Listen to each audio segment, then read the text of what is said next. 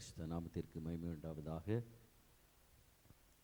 இந்த வாய்ப்பை எனக்கு கொடுத்த என்னுடைய சகோதரர் பாஸ்டர் எட்வர்டு உங்களுக்கு என்னுடைய மனமார்ந்த நன்றியை தெரியப்படுத்திக் கொள்கிறேன். அவங்களுடைய ஒரு பக்கத்தை நீங்கள் எல்லாருமே பார்த்துருப்பீங்க இல்லையா? எங்கள் குடும்பத்தின் ஒரு பக்கம் என்ன டிஜிஎஸ் மோகன்சி அவங்க என்னுடைய தகப்பனாரை பற்றி சொல்லுவார்கள். எங்கள் தகப்பனார் எங்களுக்கு சொன்னது, அதை நான் உங்களுக்கு சொன்னேன்னா கொஞ்சம் ஆச்சரியமாக இருக்கும். இங்கே தான் எங்கள் 3 பெரியப்பா இந்த தூத்துக்குடியில். ஆனால் எங்கள் அப்பா கேலண்டரெல்லாம் எடுத்து காமிச்சு அதில் இந்த ஆபிரகாம் தாவீது இந்த படம்லாம் அந்த காலத்தில் பிரிண்ட் பண்ணியிருப்பாங்கல்ல, இவங்க தான் அவங்க சொந்தக்காரங்கன்னு சொன்னாங்க. அது கொஞ்சம் நல்லா தான் இருந்துச்சு. என்ன, அது கொஞ்சம் நல்லா தான் இருந்துச்சு. சிரிக்கிறீங்க என்ன? அதுக்கப்புறம் அவங்க சொன்னது, இந்த சபை மக்களை எல்லாத்தையும் காமிச்சு இவங்க தான் அவங்க க்ளோஸ் ரிலேட்டிவ் அப்படின்னு சொல்லுவார். என்ன, அதில் நாங்கள் மகிழ்ச்சி அடைந்திருக்கிறோம், வருத்தமும் அடைந்திருக்கிறோம்.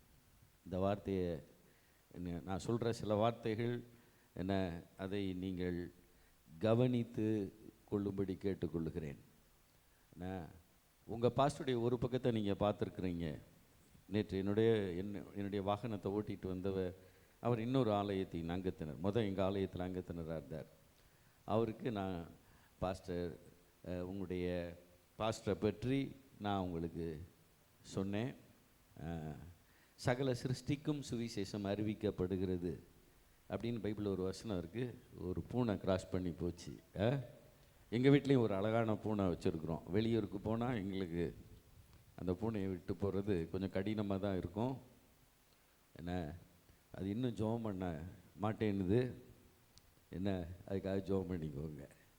என்ன, சிலர் கர்த்தருடைய சமூகத்துக்கு வரும்போது முகத்தை 3.25 மணி மாதிரி வச்சுக்கிடுவாங்க. ஆனால் நீங்கள் நல்லா சந்தோஷமாக வச்சுருக்குறீங்க. அவங்களுடைய 2வது பக்கத்தை நான் சொல்கிறேன். பாஸ்டர் எட்வர்டு அவங்க என்ன, என்னுடைய தகப்பனாருடைய குடும்பத்தில் எல்லாருமே ஆசீர்வதிக்கப்பட்டு விட்டோம். காரணம் அவருடைய தியாகம், அவருடைய ஊழியம், அசம்பிளிஸ் ஆஃப் காடுக்காக அவர் பட்ட பாடுகள், துரோகங்களை சகித்து கொண்டதல், இது எல்லாமே. அவர் $2.70 விட்டுட்டு தான் பரலோகத்துக்கு அவர் போனார். அந்த $2.70 பாஸ்புக்கும் எங்கே இருக்குதுன்னு எங்களுக்கு தெரில. அவர் பைபிளையும் யாரோ எடுத்துகிட்டு போயிட்டாங்க, எங்கள் குடும்பத்தை சார்ந்தவர்கள். என்ன, ஆனால் இன்று நாங்கள் எல்லாரும் ஆசீர்வதிக்கப்பட்டிருக்கிறோம். என்ன, எல்லாருமே ஆசீர்வதிக்கப்பட்டிருக்கிறோம். கடந்த ஈஸ்டர் அன்று எங்கள் குடும்பத்தில் முழுநேர ஊழியர்களாக இல்லாமல் லண்டனில் தெருவில் நின்று ஈஸ்டர் அன்னைக்கு பிரசங்கம் பண்ணியிருக்கிறாங்க. அவங்கள நான் அன்றைக்கி கவுண்ட் பண்ணி பார்த்தேன். எங்கள் அப்பாவுடைய டிசெண்டன்ட்ஸ் சந்ததி 16 பேர் அந்த தெருவில் நிற்க கர்த்தர் கிருபை செஞ்சுருக்கிறாரு, இயேசுவை பற்றி சாட்சி சொல்ல. ஆனால் அதற்கு முன்பு ஒரு காரியத்தை சொல்கிறேன். இது உங்களுக்கு தெரியாது. அவங்க பாஸ்டர் எட்வர்டு எந்த அளவு ஏற்றுக்கொள்வார்கள் என்றும் தெரியாது. இது உங்களுக்கு தெரிந்திருக்கணும். எங்கள் ஃபேமிலியுடைய மூதாதையர் தான் பிஷப்பை எலெக்ட் பண்ணவங்க. இந்த பகுதியில் உள்ள நாசரேத்து, இந்த பகுதி எல்லாவற்றிலையும் சர்ச்சை கட்டினவங்க, கோபுரங்களை கட்டினவங்க. அது ஆசீர்வாதம். ஆனால் எந்த பிஷப்பை எலெக்ட் பண்ணாங்களோ அதே பிஷப்புக்கு விரோதமாக செயல்பட்டவர்களும் எங்களது சந்ததி தான். அதில் இருந்து கர்த்தர் பிரித்தெடுத்திருக்கிறார் உங்கள் திருச்சபை ஊழியரையும் என்னையும். இன்று ஆண்டவருக்காக நிற்க கர்த்தர் கிருபை கொடுத்திருக்கிறார். கட்டும் ஊழியத்திலே நாம் இருப்போம், இடிக்கும் ஊழியத்திலே நாம் செயல்பட வேண்டாம். நமக்கு முன்பாக நிற்கிற ஒருவர் ரொம்ப ஹம்பிள் ஸ்பிரிட்டோடு இருக்கும்போது, இது நான் உணர்த்தப்பட்டு சொல்கிறேன், அவரை நீங்கள் ஹியூமிலியேட் பண்ணிடக்கூடாது. அவங்கள உடுத்து வித்து நீங்கள் அழகு பார்க்க வேண்டும். இன்றைக்கி உலகத்தில் ஈர துணியை கட்டிட்டு, இல்லைன்னா கட்டியிருக்கிற துணியவும் பிரிச்சுட்டு ஆண்டவனை பார்க்க போகிறாங்க. ஆனால் நம்முடைய ஆண்டவரோ உங்களையும் என்னையும் உடுத்து வித்து அழகு பார்க்கிறவர். ஹல்லேலூயா. அவர் உங்களை ஆசீர்வதிப்பார். இன்றைக்கி நான் பொதுவாக கர்த்தர் எனக்கு ஒரு வார்த்தை கொடுத்துருக்காரு. எல்லா வாரமும் நான் பேசணும். சில வேளைகளில் நான் ஒரு சின்ன திருச்சபை, ஏன்னா நான் ஊழியத்துக்கு வந்தது ரொம்ப லேட். நான் ஒரு மல்டிநேஷ்னல் கம்பெனியில் இருந்தேன். அதுக்கப்புறம் பாஸ்டர் பென்னி அவங்களுக்கு உதவி போதகராக இருந்தேன். அசம்பிளிஸ் ஆஃப் காடில் நான் இணையவில்லை. ஆனால் கர்த்தர் ஏனோ திரும்ப அதே ஆர்கனைசேஷனில் அதே பகுதியிலே ஊழியம் செய்ய கர்த்தர் ஏவினபடியினாலும் அழுத்தத்தை கொடுத்தபடியினாலும் அழைப்பை கொடுத்தபடியினாலும் நான் தாமதமாக ஊழியத்திற்கு நான் வந்தேன். ஒரு சிறு திருச்சபை, maximum professors, teachers and doctors, விரல்விட்டு எண்ணக்கூடியவர்கள் தான். வட இந்தியாவிற்கு நல்ல உதவிகளை செய்வார்கள், என்னை அதிகம் நேசிப்பார்கள் 90% மக்கள்.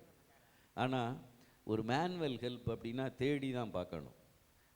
கடந்த 3 வாரங்களாக நாங்கள் ஜெபங்களிலே நேரங்களை கழித்து கொண்டு இருந்தோம். பல பகுதிகளுக்கு கடந்து சென்றோம். அப்போ பாஸ்டர் டி மோகன் அவங்க ஒரு வார்த்தையை ஃபாஸ்ட் அப்படின்னு ஒரு வார்த்தை சொன்னாங்க. அந்த ஃபாஸ்ட் அப்படின்னா ஃபெய்த்ஃபுல், ஏ அப்படின்னா அவைலபிலிட்டி, எஸ் என்றால் சர்வீஸ், டி என்றால் டீச்சிங். இந்த 4 செஞ்சால் தான் உன் திருச்சபை வளரும் அப்படின்னு சொன்னார். சொன்ன உடனே நான் சொன்னேன், எல்லாமே சொன்னது போல் இருக்குது. எஃப் இருக்குது, எஸ் இருக்குது, டி இருக்குது, ஆனால் ஏ தான் இல்லை, அவைலபிலிட்டி தான் இல்லை. எல்லாரும் எகிப்தியருக்கு தோளை சுமப்பதை போல் 8 மணி 9 மணி வரைக்கும் வேலை பார்த்துக்கிட்டு இருக்கிறாங்க அப்படின்னு சொல்லி உங்களை பார்த்து சொல்கிறேன், நீங்கள் உங்கள் திருச்சபையின் ஊழியங்களுக்கு, ஊழியருக்கு, ஆலய வேலைகளுக்கு நீங்கள் அவைலபிளாக இருக்க வேண்டும். அதற்கு எதை தியாகம் செய்தாலும், எவ்வளவு பணத்தை செலவு பண்ணினாலும், ஜெப நேரங்கள், தனிப்பட்ட ஊழியங்கள், இவைகளுக்கு நீங்கள் அவைலபிளாக இருக்கும்போது இந்த திருச்சபை மறுரூபமாக மாறும், இந்த பட்டணத்தை ஆசீர்வதிக்கும். இந்த திருச்சபையில் உள்ள உங்கள் போதகருடைய குடும்பத்தினர் இந்த பட்டணத்தில் உள்ள ஒரு பெரிய ஏஜி சபை வளர காரணமாக இருந்தார்கள். அது உங்கள் பலருக்கு தெரியாது. என்ன, இந்த இடத்துல ஒரு பெரிய ஏஜி சபை இருக்குது அப்படின்னா அதிலேயும் உங்கள் ஊழியர் பாஸ்டர் எட்வர்ட் அவருடைய உடன்பிறப்புகள் தான் காரணம். அதை நீங்கள் அறிந்து கொள்ள வேண்டும். உங்களுடைய பெயர் ஜீவ புஸ்தகத்தில் மட்டுமல்ல, என்ன, உங்களுடைய ஊழியருடைய இருதயத்திலேயும் எழுதப்பட வேண்டும். அப்போஸ்தலனாகிய பவுல் பிலிப்பிய திருச்சபையை பார்க்கும்போது சொன்னார், உங்களை நான் என் இருதயத்திலே தரித்து கொள்ள விரும்பினேன். அவர் ஒரு சிலுவையில் அவர் ஒரு செயின், கோல்டன் செயின் போடணும் அவர் போட்டிருந்தாருன்னு சொல்ல, போடணும்னா அதில் பிலிப்பியன் அப்படின்னு பிரிண்ட் பண்ணி தான் அவர் போட்டிருப்பார். அந்த அளவுக்கு. காரணம், அவர்கள் சுவிசேஷ ஊழியத்திலே உடன்பட்டவர்கள். நீங்கள் இருக்கிற இடம் ஒரு சாதாரண இடம் அல்ல. நீங்கள் இருக்கிற திருச்சபை ஒரு சாதாரண திருச்சபை அல்ல. இதில் உண்மையுள்ளவர்கள், உத்தமமானவர்களை கர்த்தர் ஆசீர்வதிப்பார். இந்த 2வது செய்தி கொடுக்கும்போது நான் 84ஆம் சங்கீதத்திலிருந்து பேச வந்தேன். இன்றைக்கி அதை வாசித்தாங்க, அந்த வார்த்தையை. அதை நான் செகண்ட் மெசேஜாக வச்சுருக்கிறேன். நான் எங்கே போனாலும் கர்த்தர் பேசும்படி எனக்கு ஒரு டாபிக் ஒன்று கொடுத்து வச்சிருக்கிறாரு. இது என்ன காலம் என்று சொல்லி தீர்க்க தரிசனமாக. எனக்கு அந்த வார்த்தையை பேச ரொம்ப பிடிக்கும். பேசின பிரசங்கத்தை திரும்ப பேசும்போது என்றைக்குமே அதோடைய சாராம்சம், அந்த வேகம் குறையும். ஆனால் கர்த்தர் புது வார்த்தைகளை கொடுத்து, புது கிருபைகளை கொடுத்து, வெளிப்பாட்டை கொடுத்து பேச வைப்பார். ஆனால் கடந்த வாரம் நான் இந்த திருச்சபைக்கு வர வேண்டிய நிலை, என்ன, பாஸ்டர் கூப்பிட்டுருந்தாங்க. ஆனால் அதுக்கப்புறம் அவங்க சொன்னாங்க அடுத்த வாரம் வாங்கன்னு. நான் ஏன் என்பதை நான் அறிந்து கொண்டேன். ஆனால் கர்த்தர் ஒரு வார்த்தையை சொன்னார். அதை திரும்ப திரும்ப ஞாபகப்படுத்தி கொண்டே இருந்தார். அந்த வார்த்தையில் இருந்து தான் இன்று நான் உங்களோடு பேச போகிறேன். ரொம்ப பாயிண்ட் பை பாயிண்ட்டாக நான் பேசலை. ஆனால் கர்த்தர் என்னை கொண்டு உங்களோடு பேசுவார். என்ன, மணி இப்போ 7 ஆகிறது, 7:45 முடிக்கணும்லன்னு. ஆமாம். அதனால் இந்த சில திருச்சபையிலெல்லாம் அப்படி வாட்செல்லாம் காமிப்பாங்களாம், பார்த்துருக்கீங்களா? அது மாதிரி நீங்கள் காமிக்கலாம் இன்னைக்கு. பாஸ்டர் சீக்கிரம் முடிங்கன்னு. நான் உங்கள் மேலே கோவப்பட மாட்டேன். என்ன, பிரசங்கம் பண்ணுறதை காட்டில் உட்கார்ந்து கேட்குறது தான் ரொம்ப கஷ்டம். அது எங்கள் ஊழியர்களுக்கு தெரியும். ரோமர் 4ஆம் அதிகாரம் 17ஆம் வசனம். ரோமர் 4ஆம் அதிகாரம் 17ஆம் வசனம். அதின் ஒரு பகுதியை, நீங்கள் அறிந்த பகுதியை நான் வாசிக்கிறேன். இல்லாதவைகளை இருக்கிறவைகள் போல் அழைக்கிறவருமாயிருக்கிற, இல்லாதவைகளை இருக்கிறவைகளை போல் அழைக்கிறவருமாயிருக்கிற தேவனுக்கு முன்பாக நம் எல்லாருக்கும் சரீரம் செத்துப்போன ஆபிரகாம், கற்பம் செத்துப்போன துணையாய் இருந்த சாராளுடைய கணவன், தன் கையிலே ஒரு காணி ஆட்சிக்கும் இடம் இல்லாதிருக்கும் போது, தான் போகும் இடம் இன்னது என்று அறியாதிருக்கும் போது, அந்த ஆபிரகாம் இல்லாதவைகளை இருக்கிறவைகளை போல அழைத்த ஆண்டவரை நம்பினபடியினால் உங்கள் எல்லாருக்கும் எனக்கும் அவன் தகப்பனானான். ஹல்லேலூயா. இல்லாதவைகளை இருக்கிறவைகளை போல அழைக்கிற ஆண்டவர், உருவேற்படுத்துகிற ஆண்டவர் நம்முடைய தேவனாக இருக்கிறார். இல்லாதவைகளை இருக்கிறவைகள் போல. உலகத்திலே இருக்கின்ற ஒன்றை வைத்து ஒன்றை செய்வார்கள். ஒரு ஃப்ளைட் செய்யணும் அப்படின்னா அதுக்கு நிறையா காரியங்கள் வேண்டும். ஒன்றும் இல்லை, இந்த தண்ணியை உருவாக்கணும் அப்படின்னு ஒரு சயின்டிஸ்ட்டை சொன்னால் அவரால் உருவாக்க முடியும். அவர்கிட்ட போய் கொஞ்சம் ஹைட்ரஜன், கொஞ்சம் என்ன கொடுக்கணும், ஆக்சிஜன் கொடுக்கணும். படித்த பிள்ளைகளுக்கு தெரியும். ஹைட்ரஜனையும் ஆக்சிஜனையும் என்ன செய்யணும், கொடுத்தா அவர் எதை உருவாக்கிடுவார், தண்ணீரை உருவாக்கி விடுவார். நமக்கு தெரியுமான்னு தெரியல. நம்மகிட்ட ஆக்சிஜனையும் ஹைட்ரஜனையும் கொடுத்தா நம்ம பலூன் செஞ்சு என்ன செஞ்சுருவோம், பறக்க விட்டுருவோம். அந்த பலூனையும் நூலை கட்டி பிடிக்க மாட்டோம். ஆனால் 3/4 லிட்டர் மூளை இருக்கிற ஒரு சயின்டிஸ்ட்னால இல்லாதவைகளிலிருந்து இருக்கிறவைகளை கொண்டு வர முடியாது. ஆனால் ஒரு ஹைட்ரஜனையும் ஆக்சிஜனையும் வச்சு அவர் ஒரு தண்ணீரை உருவாக்க முடியும். ஆனால் நாம் ஆராதிக்கிற தேவன் இல்லாதவைகளை இருக்கிறவைகளை போல அழைக்கிறவர். இல்லாதவைகளை இருக்கிறவைகளை போல அழைக்கிறவைகள். இந்த வேதத்தில் சில காரியங்களை இப்படி போட்டிருக்கோம். அதை பேச எனக்கு நேரம் இல்லை, ஆனால் நீங்கள் புரிஞ்சுக்கோங்க. என்ன, அந்த இல்லாதவைகளை அழைக்கிற ஆண்டவர் உள்ளவைகளை அவமாக்கும்படி அழைக்கிறார். அந்த வசனத்தை எடுக்க வேண்டாம். 1 கொரிந்தியர் 1ஆம் அதிகாரத்தில் இருக்கிறது. இன்னைக்கு அநேக காரியங்கள் அநேகரிடத்தில் உள்ளது, அது அவைகள் உங்களிடத்தில் இல்லை இன்று. ஆனால் அந்த உள்ளவைகளை அவமாக்கும்படி இல்லாதவைகளை அவர் தெரிந்து கொண்டார். இல்லாதவைகளை அவர் தெரிந்து கொண்டார். உலகத்திலே பைத்தியமாய் எண்ணப்பட்டவைகளை, என்ன, பைத்தியம் அல்ல, நல்லா கவனிச்சுக்கோங்க, பைத்தியமாய் எண்ணப்பட்டவைகள். டாக்டர் ஜஸ்டின் பிரபாகர் என்று ஒருவர் உண்டு. என்ன, அவரோடெல்லாம் நாங்கள் நேரத்தை பண்ணி இருக்கிறோம். கீழ்கவரப்பட்டு என்ற இடத்துல அவர் ஒரு டாக்டராக பணிபுரிந்தார். அவருக்கு ஒருத்தரை பார்க்கும்போது அவர் எந்த ஊர்க்காரங்கன்றதை கண்டுபிடிச்சிருவார். காரணம், வரிசையா ஜனங்கள் நிற்பார்கள். அவங்களுக்கு என்ன வியாதின்றதை சொல்லாமல் டயக்னைஸ் பண்ணாமையும் கண்டுபிடிச்சிருவார்.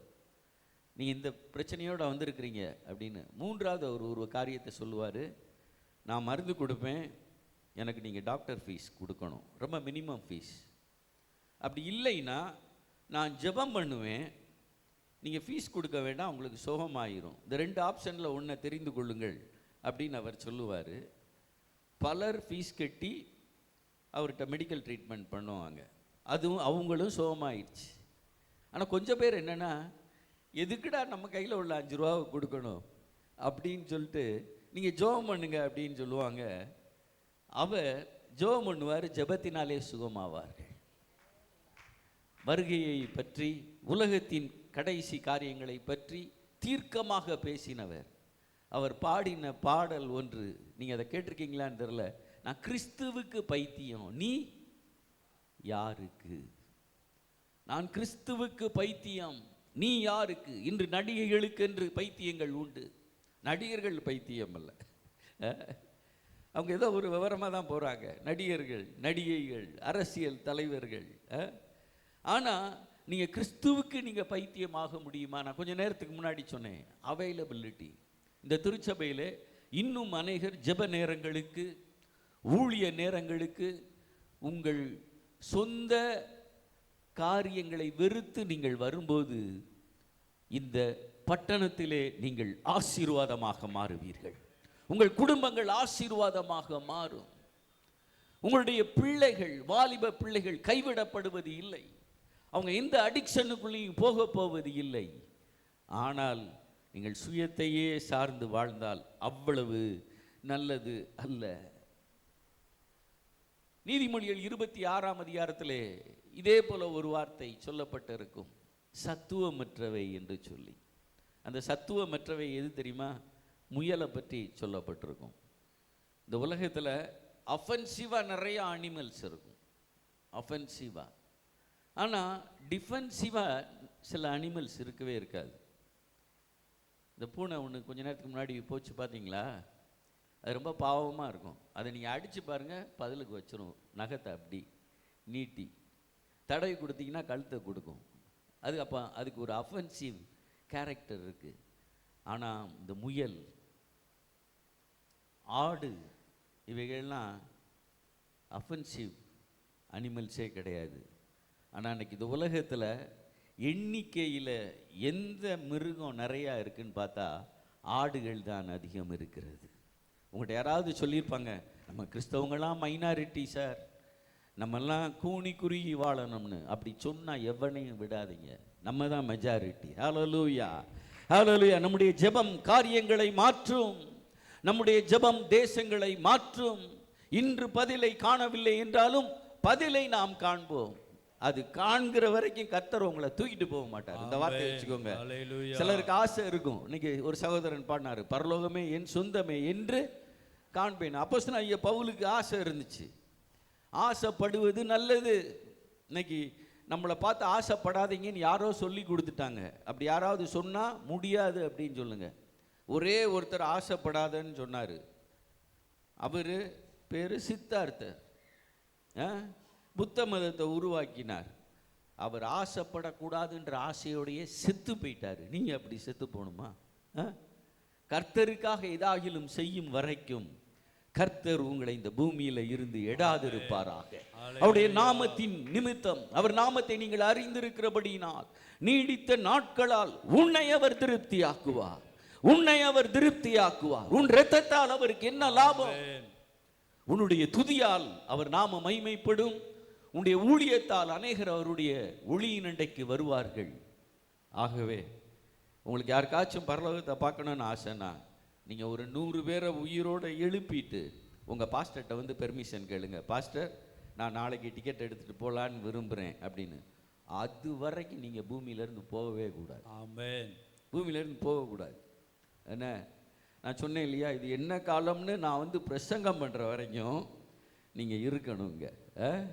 ஆசீர்வாதமாக இருக்கணும். இந்த பட்டணத்தை சுற்றி பாருங்கள். இந்த தொழுவத்திற்குள் வர வேண்டிய ஆடுகள் எத்தனையோ இருக்கின்றன. அவைகள் வர வேண்டும் அல்லவா?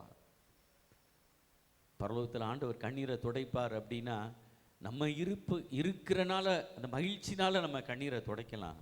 ஆனால் நம்ம குடும்பத்தில் ஒருவர் வரவில்லை என்றாலும் நமக்கு கண்ணீர் வரும் அல்லவா? யோசுவாவை போல நானும் என் வீட்டாருமோ என்றால் கர்த்தரையே சேவிப்போம். உங்களுக்கு ஐடியில் வேலை பார்க்குற பிள்ளைகள் இருக்கலாம், இல்லைன்னா 1 மணி நேரத்துக்கு 10,000 ரூபா ஏர்ன் பண்ணுற பிள்ளைகள் இருக்கலாம். அவங்களுக்கும் பரலோகம் வேண்டும். கர்த்தரை கற்றுக் கொடுங்கள், ஆராதிக்க கற்றுக் கொடுங்கள், பரிசுத்தமாய் வாழ கற்றுக் கொடுங்கள், திருச்சபையை சுற்றி வர, பீடத்தை சுற்றி வர கற்றுக் கொடுங்கள். கர்த்தர் உங்களை ஆசீர்வதிப்பார். இந்த உலகத்தில் நான் சொன்னது போல இப்படியே பார்த்துட்டு போனால் ரொம்ப லேட் ஆகிரும். சத்துவமற்றவை உண்டு, அரிதானவை உண்டு. இன்னைக்கு நம்ம பார்க்க போகிறது இல்லாதவைகளை மட்டும் பார்க்க போகிறோம். அதுலேயும் 3 காரியத்தோட முடிக்க போகிறேன். இல்லாதவைகளை இருக்கிறவைகள் போல அழைக்கிற ஆண்டவர். காரணம், அவர் உருவாக்க வல்லமை உள்ளவர். அவர் உருவாக்க வல்லமை உள்ளவர். காரணம், அவர் அவர் சிருஷ்டிக்கும் வல்லமை உள்ளவர். அவர் சிருஷ்டிக்கும் வல்லமை உள்ளவர். காரணம், அவர் மாற்ற வல்லமை உள்ளவர். தண்ணீரை திராட்சை ரசமாக மாற்றுவார். கற்பாறையில் நீரூற்றை மனிதன் கொண்டு வந்து விடுவான், ஆனால் கற்பாறையை நீரூற்றாக அவர் மாற்றுவார். ஹல்லேலூயா, ஹல்லேலூயா. அவர் உங்கள் வாழ்க்கையிலே அரிதானவைகளையும் அவர் செய்வாராக. இந்த காலை வேளையிலே மூன்று காரியங்களை மட்டும் சொல்ல நான் விரும்புகிறேன். இல்லாதவைகளை இருக்கிறவைகளை போல அழைக்கிறவர். ஆபிரகாம் இடத்திலே கைப்படிந்த 318 பேர் இருந்தார்கள். எலியேசர் அப்படின்னு ஒரு நல்ல மேனேஜர் இருந்தார். ஆகார் அப்படின்னு எகிப்து தேச அழகான பெண் ஒருத்தி கூட இருந்தாள். இன்னும் சிலர் இருந்தார்கள். ஆனால் செத்துப்போன கற்பம் உள்ள சாராள் கூட அந்த தேசத்து ராஜா கண் போடும் அளவிற்கு அழகுள்ளவளாக இருந்தாள். ஆனால் அவளுடைய கற்பமோ செத்ததா இருந்தது. ஒரு அடி நிலம் அவன் கையிலே இல்லாமல் இருந்தது. ஒரு சந்தர்ப்பத்திலே பலி கொடுக்க ஒரு ஆடு உடனே அவனுக்கு கிடைக்கவில்லை. ஆனால் கிடைத்தது என்பதை நாம் சில வசனங்களை பார்த்த பின்பு அறிந்திருக்கிறோம். ஆனால் பலி செலுத்த எல்லாம் ஆயத்தமாய் இருக்கும்போது பலிக்கான ஆடு அவனுடைய வாழ்க்கையிலே இல்லாதிருந்த வேளையிலேயும் இல்லாதிருந்ததை இருக்கிறவைகளைப் போல அழைக்கிற ஆண்டவரை அவன் விசுவாசித்தபடியினால் அனைத்து ஆசீர்வாதங்களையும் அவன் அணைத்து கொண்டான். ஹல்லேலூயா. ஆண்டவர் இம்மையிலும் மறுமையிலும் அவர் உங்களை ஆசீர்வதிப்பார். உள்ளும் புறமும் உங்களை அவர் ஆசீர்வதிப்பார். இந்த காலை வேளையிலே இல்லாதவைகளை இருக்கிறவைகள் போல அழைக்கிற ஆண்டவர் ஒரு காரியத்தை சொல்லுகிறார். அதை கவனமாய் கேளுங்கள். ஏசாயா 59 அதிகாரம் 16 வசனம். ஏசாயா 59:16. ஒருவரும் இல்லை என்று கண்டு விண்ணப்பம் பண்ணுகிறவன் இல்லை என்று ஆச்சரியப்பட்டார். ஆதலால் அவருடைய புயமே அவருக்கு இரட்சிப்பாகி அவருடைய நீதியே அவரை தாங்குகிறது. இங்கே சொல்லப்பட்டிருக்கிறது, விண்ணப்பம் பண்ணுகிறவன் இல்லை என்று ஆண்டவர் ஆச்சரியப்பட்டார். இன்னைக்கு நம்ம பட மாட்டோம். கொஞ்சம் பேர், எல்லாத்தையும் நான் சொல்லலை. ஜெபிக்கிறவங்க நிறையா பேர் இருக்காங்கன்னா நம்ம சிலரால் முடியாது. ஆண்டவர் விண்ணப்பம் பண்ணுகிறவன் இல்லை என்று ஆச்சரியப்பட்டார். ஆண்டவருக்கு எல்லாமே தெரிந்திருக்கும். ஒருத்தரை குறித்து ஒருவரும் அவருக்கு சொல்ல வேண்டியது இல்லை. நம்முடைய இருதயத்தின் நினைவுகளின் தோற்றத்தை கூட யார் தான் அறிந்திருக்கிறார்? ஆண்டவர். சொல் பிறவாததற்கு முன்னமே இவைகள் தேவை என்று நமது ஆண்டவர் என்ன செஞ்சிருக்கிறாரு? அறிந்திருக்கிறாரு. ஆனால் ஒரு 100க்கு அதிபதியுடைய விசுவாசத்தை பார்த்து சொல்றாரு, இஸ்ரவேலுக்குள்ளே இப்படிப்பட்ட விசுவாசம் ஒருத்தனுக்கு இல்லையப்பா அப்படின்னு அவர் ஆச்சரியப்பட்டார். அடுத்து சீசர்களோடு படையில போகும்போது அவருடைய அவ்விசுவாசத்தை பார்த்து என்ன செஞ்சாரு? ஆசைப்பட்டார். என் கூட இருக்கிறான், என் கூடயே சாப்பிட்றான், ஆனால் ஒரு அற்புதத்தை செஞ்சால் அதை கூட இவங்க விசுவாசிக்க மாட்டேன்றாங்களே அப்படின்னு சொல்லி அதை கண்டு அவர் ஆச்சரியப்பட்டார். அடுத்து ஆச்சரியப்பட்டார் என்று எழுதப்படவில்லை. இதை உங்களுடைய காரியத்திற்காக சொல்கிறேன். எந்த பாஸ்டரும் காணிக்கை பெட்டி பக்கத்தில் போய் நிற்க மாட்டாங்க, காணிக்கை பெட்டியை பார்க்க மாட்டாங்க. காணிக்கைக்காக ஊழியம் செய்கிற சிலர் உண்டு, அவங்க கூட காணிக்கை பெட்டி பக்கத்தில் வர மாட்டாங்க. ஆனால் ஒரு நாள் இயேசு காணிக்கை போடுறவங்களெல்லாம் போய் பார்க்குறாரு. அது எப்படி இருக்கும் பாருங்களேன், ஒரு எம்ப்ரேசிங் சிச்சுவேஷன். இப்போ நான் வந்திருக்கிறேன், என்னை முதலே முன்னாடி வாங்கினாங்க, நான் அங்கே உட்காந்துக்கிறேன், பேசும்போது நான் வாரேன் அப்படின்னு சொன்னேன். என்னை நீங்கள் இந்த காணிக்கை பெட்டி பக்கத்தில் உட்காந்து கொஞ்சம் பார்த்துக்கோங்கன்னா எப்படி இருக்கும்? ஆனால் நம்ம ஆண்டவர் ஒரு நாள் காணிக்கை பெட்டி பக்கத்தில் போய் ட்ரம்பட்டை ஊதிட்டு ஒருத்தே வர்றான், தாரை தப்பட்டை அடிச்சுட்டு வர்றார் பராக் பரிசேயர் பேரை சொல்லி சொல்கிறாங்க. ரூபன் என்ற பரிசேயர் இப்பொழுது வருகிறார், அவர் 10 தாலந்து வெள்ளியை காணிக்கையாக போடுகிறார். இதெல்லாம் அவர் பார்த்துக்கிட்டு இருந்தார். ஆனால் ஒரே ஒரு விதவை 2 காசை சத்தம் இல்லாமல் போட்ட ஒன்று ஆண்டவர் சொல்கிறாரு, இவள் தான் பெரிய காரியத்தை செய்தாள். ஹல்லேலூயா, ஹல்லேலூயா. அந்த 2 காசு நாணயம் அவருடைய இருதயத்தை தொட்டது, தனக்கு உண்டானது எல்லாவற்றையும் அவள் கொடுத்தாள் என்று அந்த இடத்துல ரெக்கார்டடா இருக்குது. அதை பார்த்து அவர் ஆச்சரியப்பட்டார். இந்த இடத்துல விண்ணப்பம் பண்ணுகிறவன் ஒருவனும் இல்லை என்று அவர் ஆச்சரியப்பட்டார் என்று சொல்லப்பட்டிருக்கிறது. சில ஆண்டுகளாக நீங்கள் கவனித்திருப்பீர்கள் என்றால் 1985க்கு பின்பு நீங்கள் கவனித்திருப்பீர்கள் என்றால் சபைகளிலே ஜெபம் குறைந்து விட்டது.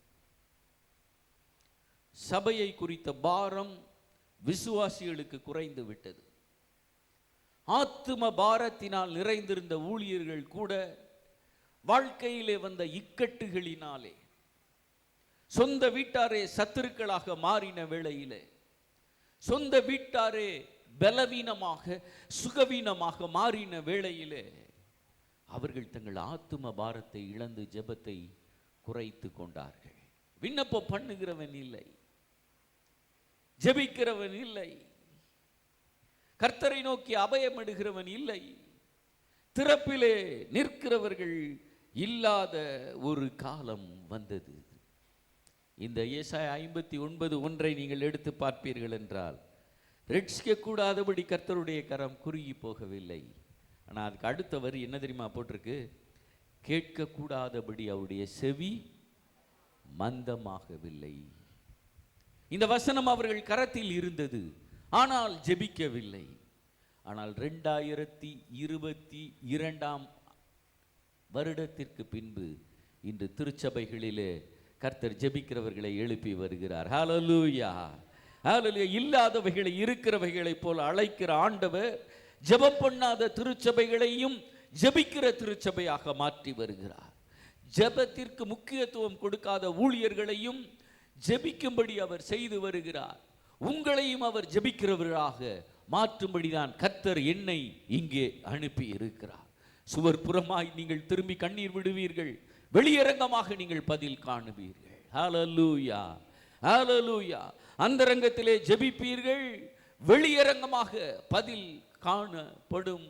சில வேளைகளிலே உங்களுடைய ஆரம்பம் அற்பமாக இருக்கும். உங்களுடைய ஜெபத்தின் மூலமாக ஊழியர்கள் ஜெபிப்பது உண்மைதான், ஊழியருடைய துணைவியார் ஜெபிப்பது உண்மைதான், இந்த திருச்சபையிலே உள்ள ஜெப குழுக்கள் ஜெபிப்பது உண்மைதான்.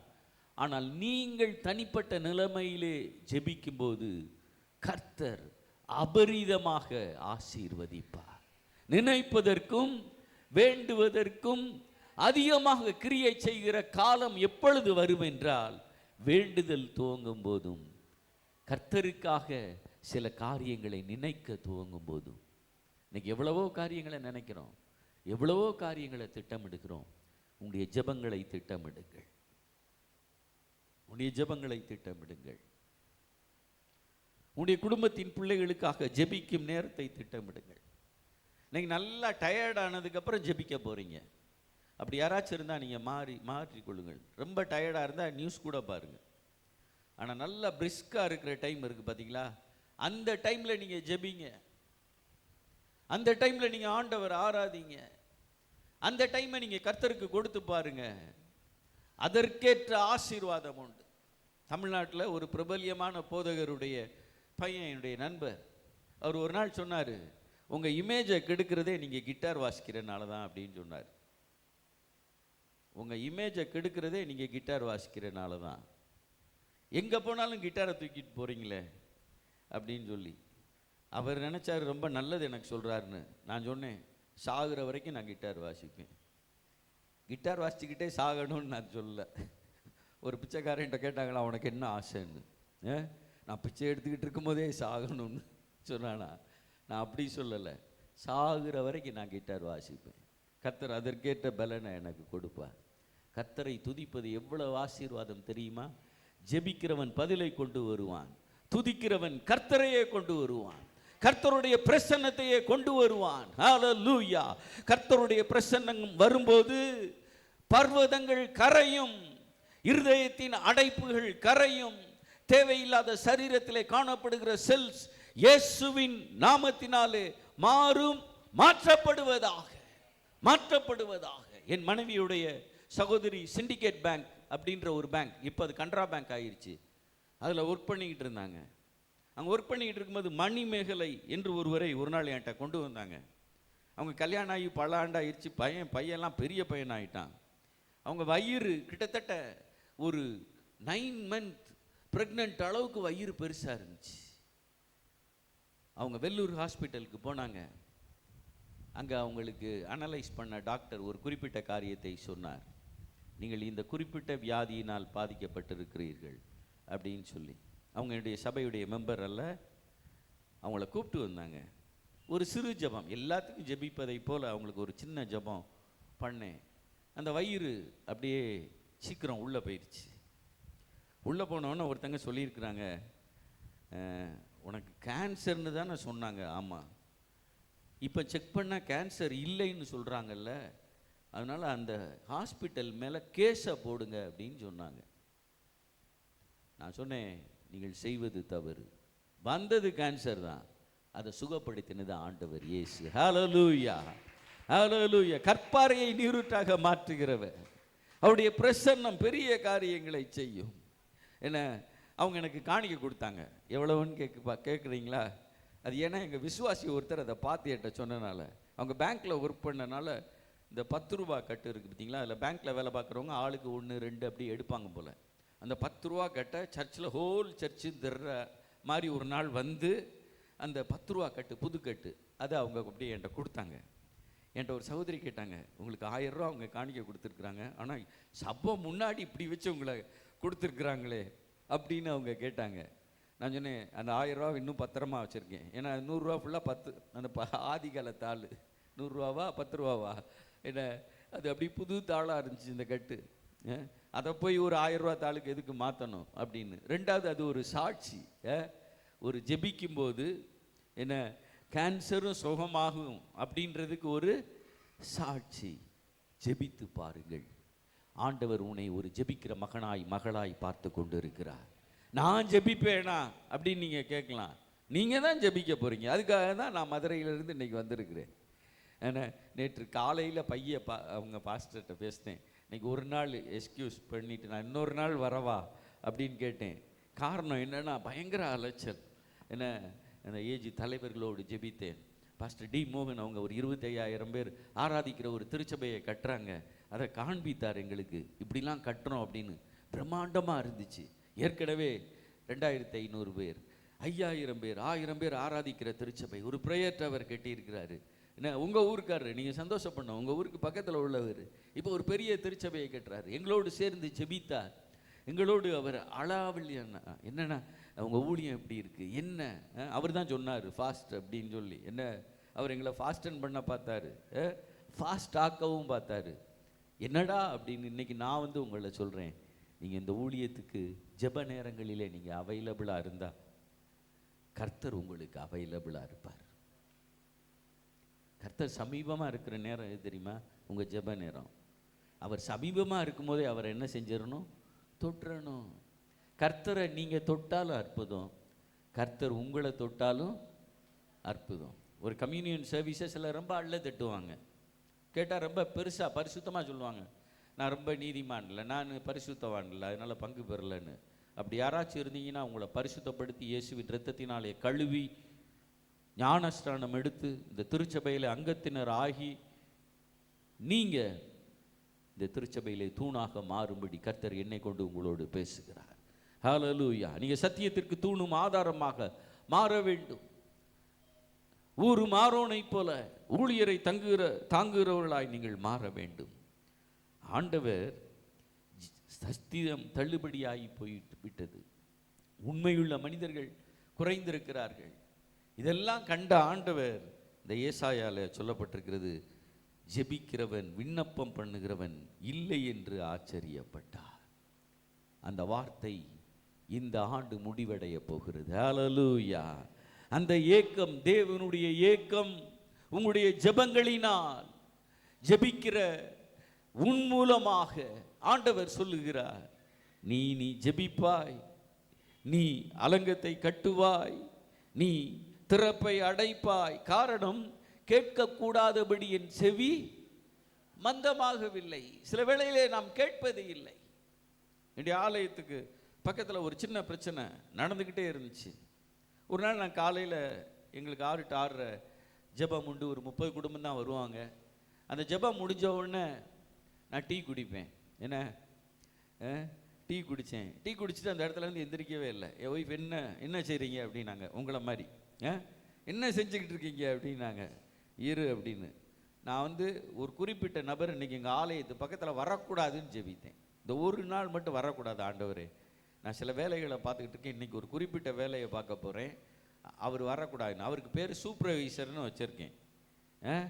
காரணம் என்னென்னா, நான் கூட என் சர்ச் ஒர்க்கை போய் சூப்பர்வைஸ் பண்ண மாட்டேன். அவர் அப்படியே வந்து வந்து வந்து பார்த்து போய்கிட்டே இருப்பார்.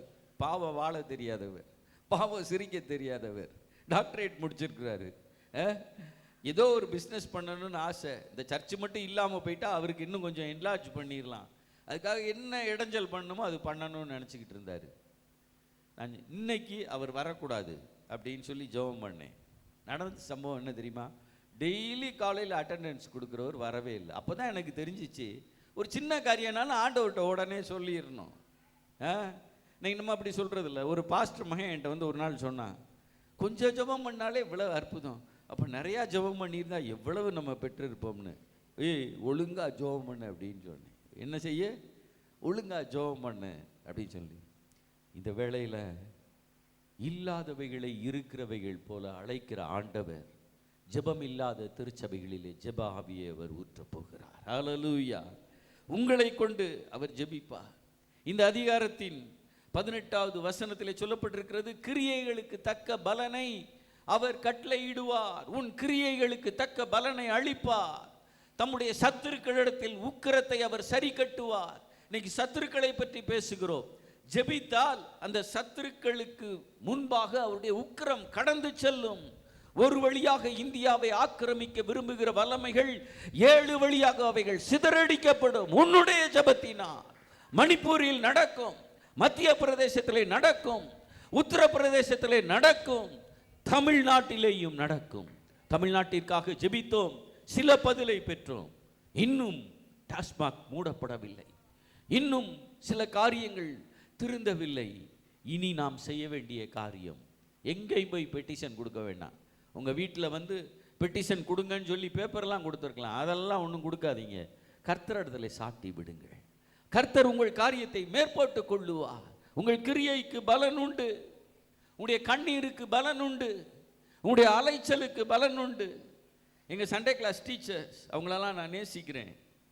அவங்களாம் எங்களுக்கு சொல்லி கொடுத்தாங்க, பாவம்லாம் செய்யாத, பாவத்தை ஆண்டவர் கணக்கில் வச்சுருக்கிறாரு அப்படின்னு. நானும் உடனே பைபிள் எடுத்து தேடினேன் கொஞ்சம் நாள் கழித்து, பாவத்தை எங்கேயாவது கணக்கில் வச்சுருக்கிறாரா அப்படின்னு சொல்லி. அதெல்லாம் இல்லை, அலைச்சலை தான் கணக்கில் வச்சுருக்கிறாரு. அப்போ பாவம் செய்யலாமா பாஸ்டர்? பரலோகத்துக்கு போக மாட்டேன். பாவத்திலேயே வாழலாமா? இருதயை கடினப்படுத்திடாத, வணங்கா கழுத்துள்ளவனாக இருந்துடாத. நம்முடைய ஆண்டவர் பரிசுத்தர். அவர் பாவிகளின் சிநேகிதன் இல்லை பாஸ்டர், பாவிகளின் சிநேகிதன் என்று எண்ணப்பட்டார். இயேசு பாவிகளுக்கு சிநேகிதன் அல்ல. இந்த இடத்துல ஏதாகிலும் ஒரு குறிப்பிட்ட பாவத்தில் தொடர்ந்து வாழ்கிற யாராகிலும் ஒருவர் இருப்பீர்கள் என்றால் அந்த பாவத்திலிருந்து வெளிவர ஆண்டவருடைய பலனை கேளுங்கள். பரிசுத்த ஆவியானவர் என்னை கொண்டு உங்களோடு பேசி கொண்டிருக்கிறார். ஆண்டவர் பாவிகளின் சிநேகிதன் அல்ல, சிநேகிதன் என்று எண்ணப்பட்டார். பாவியையும் அவர் நேசிக்கிறார், ஆனால் அவர் பாவத்தை பாராத சுத்த கண்ணர். ஹல்லேலூயா! பரிசுத்தமானது கர்த்தருடைய ஆலயத்திலே நித்திய நாளாக அலங்காரமாய் இருக்கிறது. பரிசுத்தத்தின் நினைவுறுதலை கொண்டாடுகிற ஆண்டவர் என்னை கொண்டு உன்னோடு பேசுகிறார். உன் ஜெபத்தினால் நீ பரிசுத்தம் அடைவாயாக. உன் ஜெபத்தினால் இந்த திருச்சபைக்கு ஆசீர்வாதமாக மாறுவாயாக. உன்னுடைய ஜெபத்தினால் உன் குடும்பத்திற்கு நீர் ஆசீர்வாதமாய் மாறுவாயாக. இன்னைக்கு அங்காங்கே சம்பவிக்கும் காரியங்கள் கிறிஸ்தவ குடும்பங்களிலும் சம்பவிக்கிறது. ட்ரக் அடிக்ஷன் இருக்கு, மொபைல் அடிக்ஷன் இருக்கு. உங்களுக்கு தெரியாது, தமிழ்நாட்டில் ஒரு கிறிஸ்தவ கல்லூரி உண்டு. அந்த கல்லூரியில் 2 வீக்ஸ் பேக் 3 பேர் தற்கொலை பண்ணி இருக்கிறார்கள். அதில் ஒரு பையன் கிறிஸ்டியன். என்கிட்ட ஒருத்தர் வந்து சொன்னார், அந்த மேனேஜ்மெண்ட்டை பார்த்து ஒழுங்காக ஜெபம் பண்ண சொல்லுங்கள், கிறிஸ்டியன் மேனேஜ்மெண்ட். சிலர் அங்கே படித்தவர்கள் இங்கே இருக்கலாம் நீங்கள், ஏன்னா பாளையங்கோட்டை, திருநெல்வேலி, தூத்துக்குடி, திருச்சியில் கிறிஸ்தவ கல்லூரிகளில் படித்தவர்கள் ஆங்காங்கே இருக்கிறவர்கள் தான். உங்களை பார்த்து சொல்கிறேன், உங்கள் பிள்ளைகள் காக்கப்பட உங்கள் ஜெபம் தேவை. உங்கள் பிள்ளைகள் உயர்த்தப்பட உங்கள் ஜெபம் தேவை. ஆண்டவர் விண்ணப்பம் பண்ணுகிறவன் இல்லை என்று கண்டு ஆச்சரியப்பட்டார். இந்த வார்த்தை இருக்கிறது அல்லவா? இல்லாதவைகளை இருக்கிறவைகளைப் போல அழைக்கிற ஆண்டவர் இனி ஜெபிக்கிறவர்களை கண்டு அவர் சொல்லுவார், இதெல்லாம் இல்லாமல் இருந்துச்சு, ஆனால் இப்போ எங்கள் சபையில் ஜெபிக்கிறாங்க, என் மக்கள் ஜெபிக்கிறார்கள், ஊழியர்கள் ஜெபிக்கிறார்கள். சில வேளையில் சிலர் நினைப்பாங்க, நான் ஒருத்தன் தான் ஜெபம் பண்ணுறேன் அப்படின்னு. அப்படி மட்டும் நினச்சிடாதீங்க. பாகாலுக்கு முன்பு முழங்கால் படியிடாத 3000 ஆட்கள் உண்டு. கெபிகளிலே மறைத்து வைக்கப்பட்டிருக்கிற 50 மறைத்து வைக்கப்பட்டிருக்கிற ஊழியர்கள் உண்டு, ஒபதியாக்கள் உண்டு, எலிசாக்கள் உண்டு. உன் குடும்பத்திலே எஸ்ரா எழும்புவான். இயேசுவின் நாமத்தினாலே உன் அடைக்கப்பட்ட கற்பம் திறக்கப்படும். அந்த திறக்கப்பட்ட கற்பத்திலிருந்து பிறக்கிற மகனுக்கு நீ எஸ்ரா என்று பெயரிட கர்த்தர் உனக்கு கிருபை செய்வார். தேவனால் கூடாத காரியம் ஒன்றுமில்லை.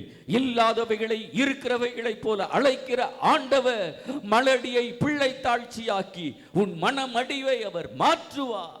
அண்ணாள் இடத்திலே கண் சொருகி போன, கண் மங்கி போன ஏலி, எந்த மட்டும் நீ வெறித்திருக்கிறாய் என்று கேட்டான்.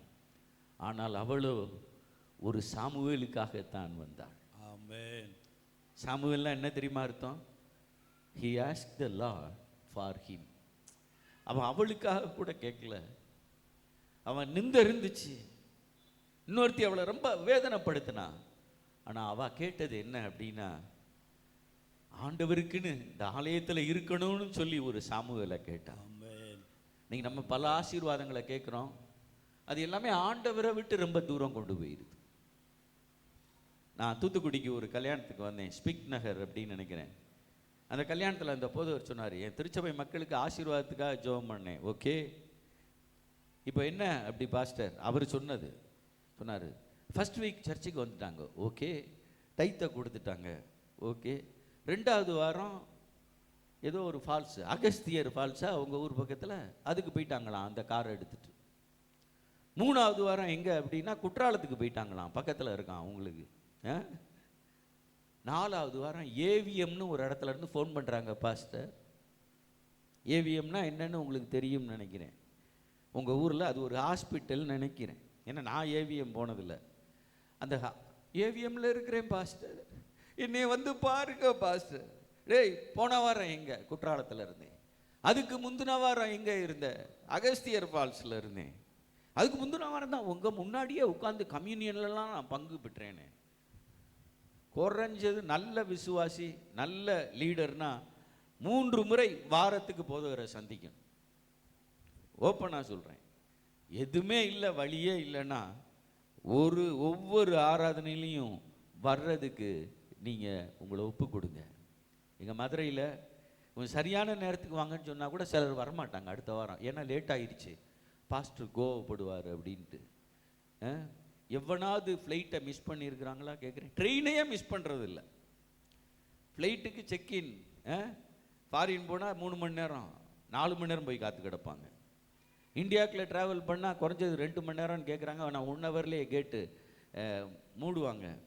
அங்கே காத்து கிடக்க தெரியுது, ஏவிஎம்ல போய் காத்து கிடக்க தெரியுது, அப்பல்லோவில் போய் காத்து கிடக்க தெரியுது. கர்த்தருடைய பாதத்திலே நீங்கள் இருக்கும்படி கர்த்தர் என்னை இந்த இடத்துல கொண்டு வந்திருக்கிறார். நீங்கள் விரும்பினாலும் விரும்பாவிட்டாலும் நீங்கள் ஜெப வீரராய் மாறப்போகிறீர்கள். தேசத்தின் எழுப்புதலுக்காக ஜெபிப்பீர்கள். உங்கள் திருச்சபையின் வளர்ச்சிக்காக ஜெபிப்பீர்கள். ஹல்லேலூயா. உன் வலது இடது பக்கத்தில் உள்ளவனுடைய தேவைக்காக ஜெபிப்பீர்கள். அவருடைய பலவீனம் மாறும், அவர்களுடைய அக்கிரமம் தனியும், சிலருடைய பாவ வாழ்க்கை மாறும், பரிசுத்தமாக மாறுவார்கள். ஆண்டவர் இல்லாதவைகளை இருக்கிறவைகளை போல அழைக்கிற ஆண்டவர் சொல்றாரு. அந்த 59:21 என் ஆவியை உன் சந்தானத்தின் மேலும், ஹல்லேலூயா, உன் மேல் இருக்கிற என் ஆவியை நான் வாயில் அருளின என் வார்த்தைகளை இது முதல் என்றென்றைக்கும் உன் வாயில் இருந்தும் உன் சந்ததியின் வாயில் இருந்தும் உன் சந்ததியினுடைய சந்ததியின் வாயில் இருந்தும் நீங்குவதில்லை என்று கர்த்தர் சொல்லுகிறார். ஹல்லேலூயா. நீ உன் பிள்ளைகளின் ஆசீர்வாதத்தை மட்டுமல்ல, உன் பிள்ளைகளின் பிள்ளைகளின் ஆசீர்வாதத்தை நீ பார்ப்பாய். ஹல்லேலூயா, ஹல்லேலூயா. கர்த்தருடைய வாய் இதை சொல்லிற்று. அடுத்து ஒரு வார்த்தை, இந்த வார்த்தைக்குள் நேரம் இருந்தால் நாம் தியானிப்போம். உபாகமம் 28ஆம் அதிகாரம், உபாகமம் 28ஆம் அதிகாரம் 68ஆம் வசனம். இனி காணாதிருப்பாய் என்று நான் உனக்கு சொன்ன வழியாய் கர்த்தர் உன்னை கப்பல்களிலே எகிப்திற்கு திரும்பி கொண்டு போக பண்ணுவார். அங்கே உங்கள் சத்துருக்களுக்கு வேலைக்காரிகளாகவும் விற்கப்படுவீர்கள். உங்களை கொல்வார் இல்லாதிருப்பார்கள் என்றார். போதும். இந்த இடத்துல சொல்லப்பட்டிருக்கிறது உங்களை கொல்வாரும் இல்லாதிருப்பார்கள். இது கொல்வாரும் அப்படின்னா தமிழ் ப்ரொனன்சியேஷன், யாராவது தமிழ் வாத்தியா இருந்தால் என்னைய திட்டிராதீங்க. உன்னை கொல்வார் அப்படின்னா என்ன அர்த்தம்னா உன்னை போட்டு தள்ளுவான்னு அர்த்தம். உங்கள் ஊரும் மதுரையும் இதில் ஒன்று இல்லையா? இங்கே ஒரு ரவுடி இருந்தார், உங்களுக்கு தெரியுமான்னு தெரியாது. அந்த ரவுடி பேரே இயேசு. என்னது? ஆனால் இங்கே ஒருவர் இந்த பட்டணத்தில் உலாவி கொண்டு இருக்கிறார்.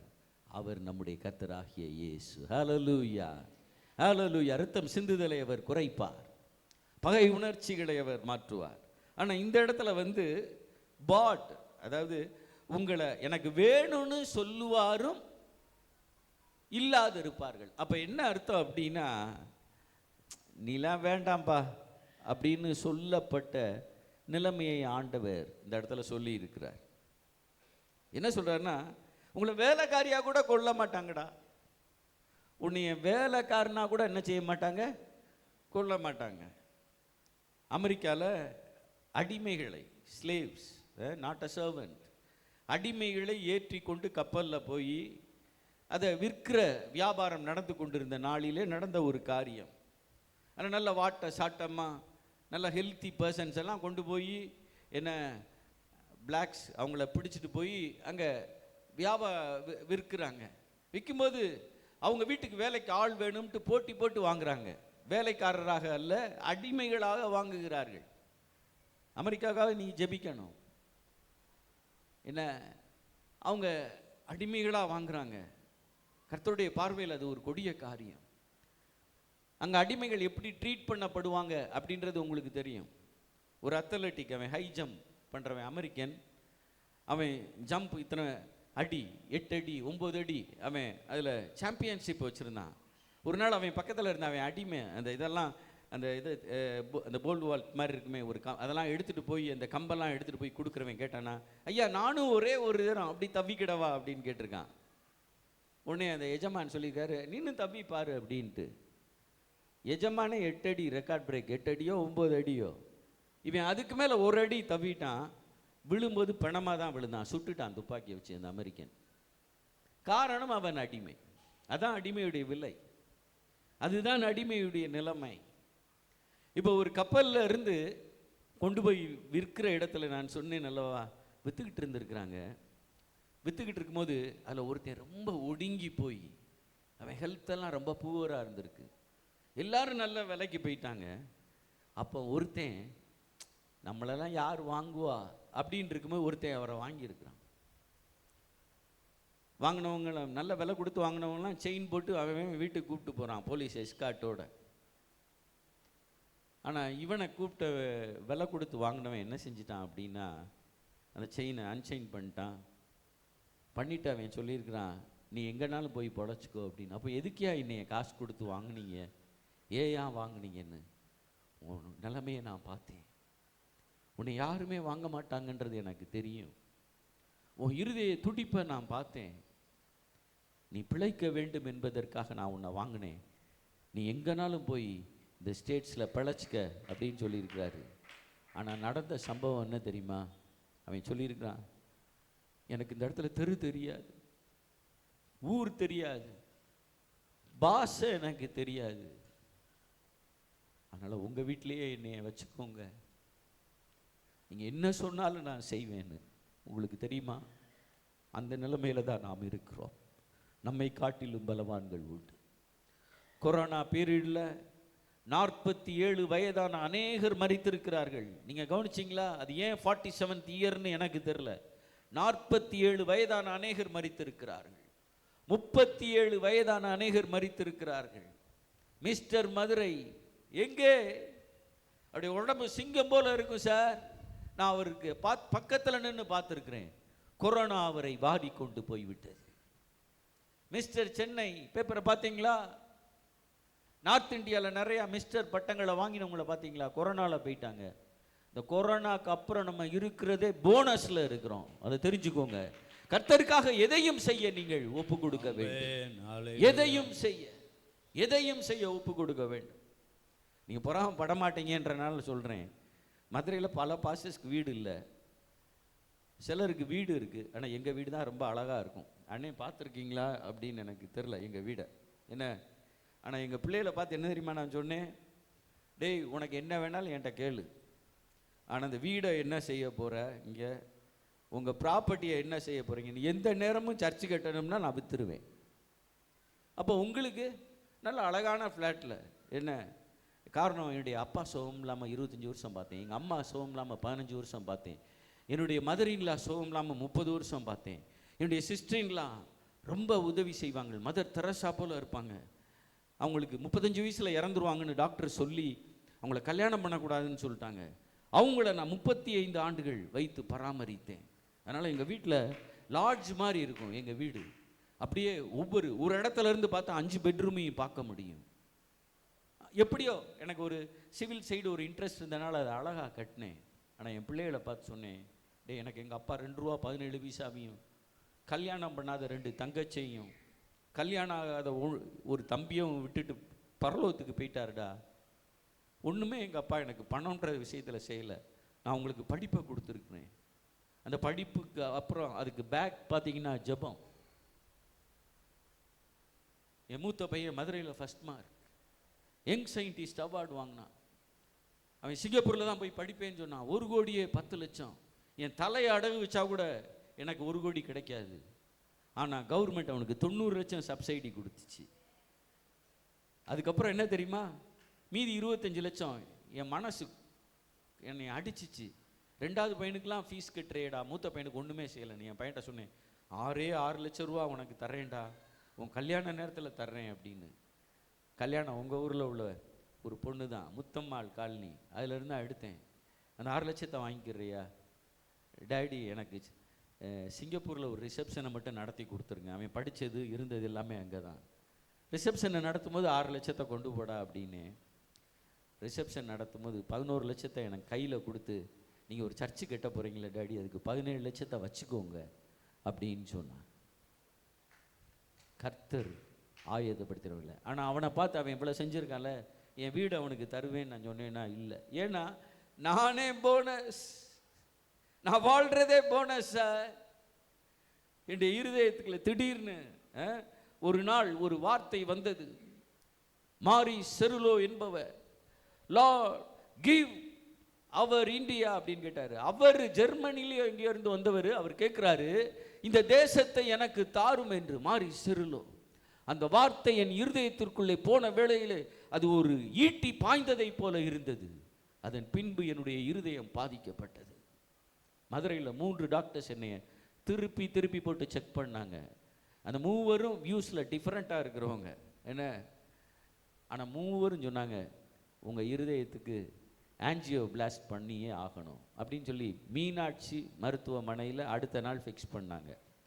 நான் உங்கள் ஊரை சார்ந்த ஒருத்தருக்கு triple M hospital doctor Cherian, அவர்கிட்ட நான் ஒரு ஹார்ட் சர்ஜரிக்கு அனுப்பியிருக்கிறேன். பிரபு அப்படின்னு சொல்லி, மிஸ்டர் மார்ட்டின் அவங்களுடைய சன், அவருடைய ஹார்ட் சர்ஜரியை நான் தான் எடுத்து பார்த்தேன். ரொம்ப பில் கம்மியாக இருந்துச்சு, நல்லா பண்ணி கொடுத்தாங்க. அதனால் நைட்டோட நைட்டாக ஃப்ளைட்டை பிடிச்சிட்டு நான் போயிட்டேன். எங்கள் சர்ச்சில் ஒரு 4 பேர், நான் போகும்போது ஒரு ப்ரேயரை பாதியில் விட்டுட்டு போனேன். அவங்க கேட்டாங்க, எதுக்காக பாஸ்டர் அவசரமாக புறப்புறாரு அப்படின்ட்டு. உடனே யாரோ ஒருத்தர் சொல்லிட்டாங்க, பாஸ்டருக்கு ஹார்ட்டில் ப்ராப்ளம் அப்படின்னு சொல்லி. நான் சொல்லவே இல்லை. நான் என் பெட்ரூமை திறந்தேன், முழங்கால் போட்டேன். ஆண்டவரே, நான் பெரிய ஊழியத்தை இது வரைக்கும் செய்யலை. என் திருச்சபையில் 4 பிள்ளைகள் கல்யாணம் ஆகாமல் இருக்கிறாங்க. வேறு மற்ற காரியங்கள் நான் என் குடும்பத்துக்கு சம்மந்தமாக நான் எல்லாத்தையுமே முடிச்சிட்டேன், ஃபைனலைஸ் பண்ணிட்டேன். என் காரியத்தை உங்களுடைய கரத்தில் ஒப்பு கொடுக்குறேன் அப்படின்னு சொல்லிட்டு அந்த ஹாஸ்பிட்டலுக்கு போனேன். எனக்கு ஒரு ஹெவி இன்சூரன்ஸ் இருந்துச்சு. இந்த 3 டாக்டரில் ஒரு டாக்டருடைய ஒய்ஃபு என் இருதயத்து மேலே சந்தேகப்பட்டு அவங்க ஏற்கனவே ஒரு இன்சூரன்ஸ் என்னையை போட வச்சுட்டாங்க. அதனால் அங்கே போய் இன்சூரன்ஸை கொடுத்தேன், 3 இசிஜியை கொடுத்தேன். என்னை பரட்டி பரட்டி செக் பண்ணாங்க, ஓட விட்டு இதை எடுத்தாங்க, பிபி. படுக்க வச்சு பிபி எடுத்தாங்க. நான் ஜோவியலாக இருந்தேன், சிரிப்பாக இருந்தேன். நான் எப்பவுமே ஜோவியலாக இருப்பேன். அது ஸ்டேஜில் மட்டும் கொஞ்சம் மாற்ற முயற்சிக்கிறேன். நான் சந்தோஷமாக இருந்தேன். அந்த நேஸ் எல்லாம் கொடுத்தோன்னே, வந்ததுலேருந்து இப்படி பண்ணிகிட்டு இருக்கீங்க, நல்ல சாப்பாடு தாங்க, காலையில் சாப்பிடல, பசிக்குது அப்படின்னு சொன்னேன். உடனே கொண்டு வந்து ஒரு சாப்பாடை கொடுத்தாங்க, அதை நல்லா சாப்பிட்டேன். நான் பார்த்துட்டு கடைசியாக கேட்டாங்க, உங்கள் மேலே போலீஸ் கேஸ் எதுவும் இருக்கா அப்படின்னு கேட்டாங்க அந்த டாக்டர். ஏன் அப்படின்னு, உங்கள் இருதயத்தில் எதுவுமே பிரச்சனையே இல்லையே சார், 3 டாக்டர்ஸ்ட்ட 3 இசிஜியை மதுரையிலேருந்து வாங்கிட்டு வந்து எங்களை ஏமாற்ற பார்க்குறீங்களா அப்படின்னு கேட்டாங்க. நான் ஒன்று சொன்னேன், நல்லா பாருங்களேன் நீங்கள் அப்படின்னு. ஒன்றுமே இல்லை அப்படின்னு. என் ஒய்ஃப் ஒரு ஸ்கூலில் பணிபுரிந்தாங்க. என் ஒய்ஃப் ஒரு ஸ்கூலில் பணிபுரிஞ்சாங்க. அந்த ஸ்கூலில் லீவே தரமாட்டாங்க, பார்ப்பாங்க. இது லைவ் ரெக்கார்டிங்காக இது போகிறது, ரெக்கார்ட் பண்ணி அப்புறம் போடுவீங்க. ஆமாம், சரி பார்த்தாலும் பரவாயில்ல, அவங்களுக்கும் தெரியும். லீவே தரமாட்டாங்க. நான் என் ஒய்ஃப்க்கு 15 நாள் லீவ் எடுக்க சொல்லிட்டேன். இப்போ ஒரே நாளில் நமக்கு அங்கே முடிஞ்சு வேலை. என் ஒய்ஃப் கேட்டாங்க, நாளைக்கு ஸ்கூலில் ஜாயின் பண்ணிடலாமான்னு. ஏய், ஃப்ளைட் டிக்கெட்லாம் போட்டு அவசரமாக வந்துருக்கோம், 14 நாள் சென்னையில் சுற்றுவோம், எங்கெங்கே போகணுமோ போவோம். நான் கிராம ஊழியம் அப்படின்னு வேடிக்கையாக என் ஒய்ஃப்கிட்ட சொல்லுவேன். அது எதுவும் நீங்களும் அப்படி பழகிக்கிடாதீங்க. என் ஒய்ஃப் சேலை எடுக்க போனால் நான் சொல்லுவேன், இன்றைக்கி கிராம ஊழியத்துக்கு போயிருக்காங்க அப்படின்னு கேட்பேன். கிராம ஊழியெல்லாம் முடிஞ்சா, ஏன்னா எனக்கு இந்த துணி கடையில் போய் காத்திருக்கிறது பிடிக்காது. அதனால் நீ என்ன வேணாலும் எடுத்துக்கோ, ஏற்கனவே கொஞ்சம் பணம் எடுத்துகிட்டு போனோம், மருத்துவத்துக்கு செலவாகலை என்ன, சரி அப்படின்னு சொல்லி 15 நாள். ஆனால் கொஞ்சம் நாள் கழித்து வந்து ஆண்டவர்கிட்ட கேட்டேன், எனக்கு கொஞ்சம் பணம் செலவாயிடுச்சு. செஞ்சது பார்த்தீங்களா, சேலை எடுத்துருவோம், பணம்லாம் செலவாயிடுச்சு, ஹார்ட் பேஷண்ட்டுன்னு வேறு சீலை குத்திட்டாங்க. இது ஏன் ஆண்டவரே அப்படின்னா, நான் இருந்த 15 நாளில் 14 பேருக்கு பர்சனல் எவாஞ்சலிசம், ஓலோக்காரன் ஊபர்காரனுக்கு சொன்னேன். 14 பேர் ஆண்டவரை ஏற்றுக்கொண்டாங்கய்யா. 14 பேரும் நாங்க சர்ச்சுக்கு போறோம்னு சொன்னாங்க. ஒருத்தர்லாம் காசே வேண்டாம் அப்படின்னாரு ஏர்போர்ட்ல, எனக்கு காசே வேண்டான்னு. நான் சொன்னேன், கூட இந்த அப்படி உனக்கு 360 ரூபா வந்திருக்கு, 400 ரூபாவா பிடி, பக்கத்துல இருக்கிற சர்ச்சுக்கு போ. சின்ன மலை பக்கத்துல போய் ஒருத்தர் என்னை இறக்கி விட்டாரு. அவரு நாங்க சர்ச்சுக்குள்ள போனா விடுவாங்களான்னு கேட்டாரு. இந்த ஊர்ல யாராச்சும் இப்படி கேட்டாங்கன்னா நீங்க பாவம் செய்யறீங்கன்னு அர்த்தம். ஏன்னா நிறைய பேர் என்ன நினைக்கிறாங்கன்னா, சர்ச்சுக்குள்ள போனா நம்மளை உள்ள விடுவாங்களான்ற பயத்துல சர்ச்சுக்குள்ள வரல. நீ என்ன சொல்லணும் அப்படின்னா, பாஸ்டர் எங்க சொந்தம், நீங்க சொந்தமா இருக்கீங்களோ இல்லையோ, பாஸ்டர் எங்க சொந்தம், அவர் ஜெபம் பண்ணாருன்னா கண்டிப்பா சோகமாகும், இந்த சிஸ்டர் ஜெபம் பண்ணா கண்டிப்பா சோகமாகும்னு சொல்லி நீங்க கூப்பிட்டு வாங்க. சோகமாகலைன்னா நீங்க மதுரைக்கு கூப்பிட்டு வந்துருங்க, சோகமாகலைன்னா மதுரைக்கு கூப்பிட்டு வந்துருங்க. இங்கேயே கர்த்தர் உங்களுக்கு சுகத்தை கொடுப்பாராக. ஹல்லேலூயா. உங்களுடைய கரங்களினா உங்கள் சின்ன பிள்ளைய 2 பேர் எந்திரிச்சு ஜெபம் பண்ணா கூட கர்த்தர் சுகத்தை கொடுப்பார். ஹல்லேலூயா. அந்த 14 பேர் ரட்சிக்கப்பட்டாங்க. அதுக்கப்புறம் நான் ஆண்டவர்கிட்ட கேள்வி கேட்க துணியலை. இந்த 14 பேருடைய ரட்சிப்புக்காக நமக்கு ஹார்ட்டில் ஒரு பெயின், பிறகு சரியாயிருச்சு. அப்போ இப்போ எல்லாமே நீங்கள் பெர்ஃபெக்டாக ஆல்ரைட்டா பாஸ்டர் அப்படின்னா அப்பப்போ வரும். நான் என் ஒய்ஃப்ட்ட சொல்லுவேன், நமக்கு ஆண்டவர் ஆப்பு வச்ச மாதிரி வச்சிருக்கிறார், அப்போ தானே கர்த்தருக்கு பயப்படுகிற பயம் இருக்கும். ஆனாலும் கர்த்தர் என் இருதயத்தை புதிய இருதயமாக மாற்றுவார் என்ற நம்பிக்கை எனக்கு இருக்கிறது. ஹல்லேலூயா, ஹல்லேலூயா. ஆண்டவர் சொல்றாரு, உங்களை கொல்வார் இல்லை, உங்களை வேணும்னு சொல்றவங்க இல்லை அப்படின்னு சொல்லியிருக்கு. ஆனால் வசனத்தை எடுக்க எனக்கு நேரம் இல்லை. எஸ்தர் 2ஆம் அதிகாரம் 5:9 வசனம். எஸ்தர் 2ஆம் அதிகாரம் 5:9. தானியேல் 1:3. தானியேல் 1:3 மட்டுமே வாசிப்போமே. தானியேல் 1:3. இந்த வசனத்தெல்லாம் குறிச்சுக்கோங்க, நேரம் எனக்கு குறைவாக இருக்கிறபடினால் நான் முடிக்க விரும்புகிறேன். அப்பொழுது இஸ்ரவேல் புத்திரருக்குள்ளே ராஜகுலத்தார்களிலும் துறை மக்களிலும் யாதொரு மாசும் இல்லாதவர்களும் அழகானவர்களும் சகல ஞானத்திலும் தேறினவர்களும் அறிவில் சிறந்தவர்களும் கல்வியில் நிபுணரும் ராஜாவில் அரமனையை சேவிக்க திறமையுள்ளவர்களுமாகிய சில வாலிபர்களை கொண்டு வரவும். பாருங்க, இப்போ கல்தேயர் பெல்ஷாத்சார் என்ன, இந்த ராஜா சொல்றாரு, கல்வியில் சிறந்தவங்க எங்களுக்கு வேண்டும், அழகானவங்க எங்களுக்கு வேண்டும். இவங்கெல்லாம் யார் தெரியுமா? இஸ்ரவேலிலே போரிலே பிடிபட்டவர்கள், ஒதுக்கப்பட்டவர்கள், மனிதருடைய பார்வையிலே விலை இல்லாதவர்களாக இருக்க வேண்டியவர்கள். ஆனால் அந்த இடத்துல சொல்லியிருக்கு துரைமார் அப்படின்னு சொல்லியிருக்கு, அழகானவர்னு சொல்லியிருக்கு. இது யாராவது சொல்லியிருக்கு அப்படின்னு யாருக்காவது சந்தேகம் இருக்கக்கூடாது. புஸ்தகம் எந்த புஸ்தகத்தில் வாசிச்சிட்டோம்? தானியேல் புஸ்தகம். அனனியா, மிசாவேல், அசரியா. என்ன சரி, அந்த பேர் உங்களுக்கு ஞாபகமாக இல்லைன்னா சாத்ராக், மேஷாக், ஆபேத்நேகோன்னு சொல்லிக்கோங்க. ஆனால் சாத்ராக், மேஷாக், ஆபேத்நேகோன்னு அந்நிய தெய்வத்தின் பெயர்களை சொல்கிறத காட்டிலும் அனனியா, மிசாவேல், அசரியா, தானியல்னு சொன்னீங்கன்னா நீங்கள் ஆசீர்வதிக்கப்பட்டவர்கள். ஆமென். எஸ்தர், மொர்தெகாயை நீங்கள் எடுத்து பாருங்கள். மொர்தெகாயுடைய வாழ்க்கையிலே அவன் அடிமையாக கொண்டு போகப்பட்டவன். ஆனால் சீஃப் செக்யூரிட்டி ஆஃபீஸர் பொறுப்பு அவனுக்கு கிடைக்கிது. Chief security officer. உங்களை கொல்வார் இல்லை அப்படின்னு நினச்சி சிலர் இந்த இடத்துல உட்காந்துருக்குறீங்க. எனக்கு விலையே இல்லை, எங்கள் வீட்டாரே எனக்கு என்னைய சத்ரு மாதிரி தான் பார்க்குறாங்கன்னு. நீங்கள் சத்ருவா மட்டும் இருக்கக்கூடாது, அதையும் நீங்கள் கவனிச்சுக்கணும். நீங்கள் நல்லா இருக்கும்போதே சிலர் உங்களை அவகீர்த்தி பண்ணுவாங்க. தாழ்மையாக இருக்கிறவனை தொடச்சி போடுற டிஷ்யூ பேப்பர் மாதிரி யூஸ் பண்ண பார்ப்பாங்க. அதான் உலகம். யாராவது ஒருத்தரை அட்மையர் பண்ணிட்டா, இங்கே யாரையும் நான் அப்படி சொல்லலை, நீங்கள் வாட்ச ஆர்கன் இன்னைக்கு நல்லா இருந்துச்சு, கரெக்ட் மேஜர், கரெக்ட் மைனர்னு சொல்லிட்டு அடுத்த வாரம் ராங் கார்டு வருது. என்ன வருது? அப்போ நம்ம ஒரு என்கரேஜ்மெண்ட் பண்ணக்கூட, யாரையும் நான் குற்றம் சொல்லலை, ஆனால் சொல்லாமையும் இல்லை. இந்த வார்த்தையை கவனிச்சுக்கோங்க. என்ன, ஒருத்தரை அட்மையர் பண்ணிட்டோம்னா அடுத்த வாரமே குணம்லாம் மாறிடுது. அப்படிப்பட்ட ஒரு உலகத்தில் இருக்கிறோம். ஆனால் ஒரு பக்கம் எப்படி தெரியுமா? ஜனங்கள் வெறுக்கப்பட்டு, ஒதுக்கப்பட்டு, தாழ்த்தப்பட்டு, தாழ்ந்தவர்கள் அல்ல, தாழ்த்தப்பட்ட நிலைமையிலே உள்ளவர்கள் யாராகிலும் இங்கே இருந்தால் உங்களை பார்த்து சொல்கிறேன், நீங்கள் ஒரு மொர்தெகாயாக மாறப்போகிறீர்கள். ஹல்லேலூயா. நீங்கள் ஒரு எஸ்தரா மாறப்போகிறீங்க. நீங்கள் ஒரு நெகேமியாவா மாறப்போறீங்க. ஒரு எஸ்ராபேலாய் மாறப்போகிறீர்கள். ஒரு செருபாபேலாக மாறப்போகிறீர்கள். யோசுவா என்ற ஆசாரியனை போல நீங்கள் மாறப்போகிறீர்கள். தள்ளப்பட்ட கல்லே மூளைக்கு தலைக்கல்லாயிற்று. தள்ளப்பட்ட கல் மூளைக்கு தலைக்கல்லாகும். குடும்பத்தால் புறக்கணிக்கப்பட்டவனாய், உன் சமுதாயத்தினால் அங்கீகரிக்கப்படாதவனாய், ஏன் உன்னுடைய ஊழியத்தில் கூட பலர் உன்னை ஏமாற்றுகிறவர்களாக இந்த இடத்துல அமர்ந்து என் சத்தத்தை கேட்டுக்கொண்டிருக்கிறாய். கர்த்தர் சொல்லுகிறார், தள்ளப்பட்ட கல்லை நான் மூளைக்கு தலைக்கல்லாக மாற்றுவேன். தள்ளப்பட்ட கல்லை நான் மூளைக்கு தலைக்கல்லாக மாற்றுவேன். அது உன் கண்களுக்கு ஆச்சரியமாயிருக்கும், ஆனால் கர்த்தருக்கு அது ஆச்சரியமாய் இருப்பதில்லை. உன்னை கொல்வார் இல்லை என்ற வார்த்தை மாறி நீதான் எனக்கு வேண்டும் என்று கேட்கிற நிலைமையை கர்த்தர் கட்டளையிடுவாராக. ஒரு தள்ளப்பட்ட கல் அப்படின்னா பாஸ்டர்ஸ் பேசுவாங்க, பாண்டு கல் அப்படின்னு பேசியிருக்கிறாங்க. எங்கள் ஊரில் இந்த கன்னியாகுமரியிலேருந்து வர்றவங்க யாராவது இருந்தால் வருத்தப்படாதீங்க, ஆனால் உங்களை பற்றி தான் சொல்கிறேன். ஏன்னா எல்லா கல்லும் முக்காலுக்கு முக்கால் இருந்தால் ஒரு கல் மட்டும் 1.5க்கு முக்கால் இருக்கும். 1.5க்கு முக்காலுக்கு முக்கால் இருக்கும்.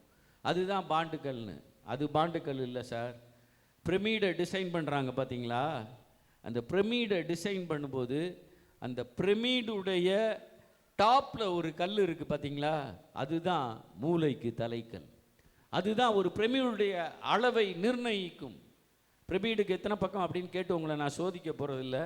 எல்லாருமே 3 பக்கம் நினைப்பீங்க. பிரமிடுக்கு 5 பக்கம், 4 முக்கோணம் இருக்கும். பிரமிடுக்கு கீழே ஒரு சதுரம். அதில் நீங்கள் படத்தில் நிறையா பேர் எடுத்து ஃபோட்டோ, அதை பக்கத்தில் போய் பார்த்தீங்கன்னா 3 கண்டெய்னர் சைஸு ஒரு கல் இருக்கும். தூத்துக்குடியில் இருக்கிறவங்களுக்கு கண்டெய்னர் தெரியும். கண்டெய்னர் ஓனரே இருக்கிறார். என்ன கண்டெய்னர்லாம் தெரியும். ஒரு கண்டெய்னர் அந்த அளவு பெரிய கல், ஒவ்வொரு கல்லும். ஆனால் அந்த கட்டடத்தின் அளவை நிர்ணயிப்பது அந்த டாப்பில் உள்ள கல்.